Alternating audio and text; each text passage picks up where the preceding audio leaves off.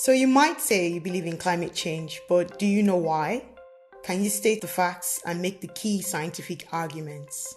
Wouldn't you like to be able to do that instead of blindly trusting a headline you saw on the internet? If so, then this video is for you. So here we go. To say that anthropogenic or human-caused climate change is real, we need to establish two things. Number one, that the climate is changing in a specific way that is different from the ways in which it's changed in the past. And two, that humans are the cause of this change. Professor Kerry Emanuel from MIT phrases the question this way. What we're saying is different is not the warmth of the planet. It's been much warmer 55 million years ago. It's not that there are no other reasons climate ever changes. There are plenty of reasons. Volcanic eruptions, changes in orbital configurations. But we have high confidence that this very high rate of warming by the standards of the geological past is owing to the measured, incontrovertible increase in greenhouse gases like carbon dioxide and methane in the atmosphere. So how do we know that the climate has been warming in this abnormal way? Since the 1960s, we've had a massive global network of temperature sensors and weather stations.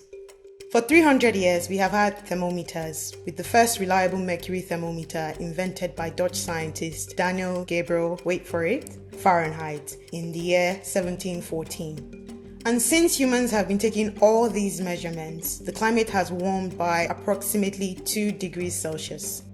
But how do we know that this is actually abnormal? How do we know that the climate doesn't just do this from time to time? Well, scientists have figured out that by drilling very deep ice cores in Antarctica and New Zealand, literally extremely long cylinders of ice created over hundreds of thousands of years of snowfall and other precipitation, we can determine the temperature that prevailed when those ice layers were formed. One way this is done is by looking at what's called the oxygen isotope ratio in the ice. Isotopes are forms of elements with different atomic weights, meaning containing more or fewer neutrons, but retaining all other chemical properties of those elements.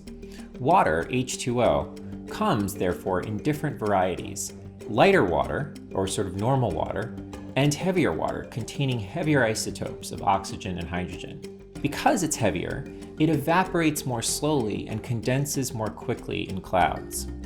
So the colder it is, the harder it is for water containing heavy oxygen isotopes to evaporate from the ocean, and the less of it you will find in polar precipitation and hence in the ice. If we know the concentration of the heavy oxygen isotopes in the ice layers, we can infer the temperature from when the ice was formed. Amazing, right? And here's what that data looks like. The ups and downs are, you guessed it, the ice ages, and the periods of thawing in between. But this isn't the only way we know what the climate has been in the distant past. Remember that water containing heavier oxygen isotopes gets left behind as lighter water evaporates to form clouds and precipitation. So the more ice there is on the planet, the more lighter water has evaporated from the ocean, the more heavy isotopes of oxygen we expect to see in the remaining seawater. Now, tiny creatures that live in that seawater take in the water and incorporate the oxygen into their shells. So, by looking at the concentration of heavy isotopes of oxygen in the shells of fossilized organisms that we find in sediment layers, we can actually back out how much heavy oxygen isotope there must have been in the seawater when those creatures lived. And from there, we can determine the amount of ice there must have been on the planet. Do you need to hear that again? Wind it back about 20 seconds. It's an incredible piece of scientific inference. We can actually back out how much heavy oxygen isotope there must have been in the seawater when those creatures lived. And from there, we can determine the amount of ice there must have been on the planet.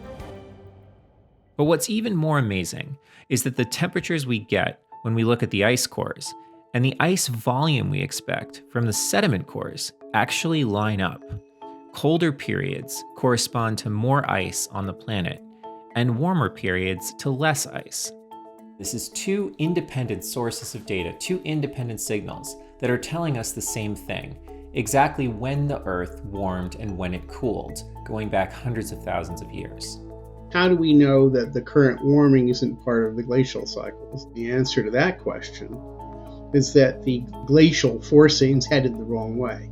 Records from the Arctic, going back 2,000 years, show that the Earth was slowly cooling until the dawn of the Industrial Revolution, when it abruptly started to warm.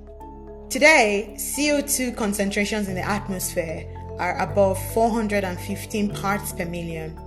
At the beginning of the Industrial Revolution, it was approximately 280 parts per million. To put this into context, 415 parts per million is higher than anything we've seen in the last million years, according to data from the ice cores. So how do we know that humans are the cause of the warming that we're seeing? In the 1850s, scientist Eunice Foote discovered that gases like CO2 are warmed by solar radiation.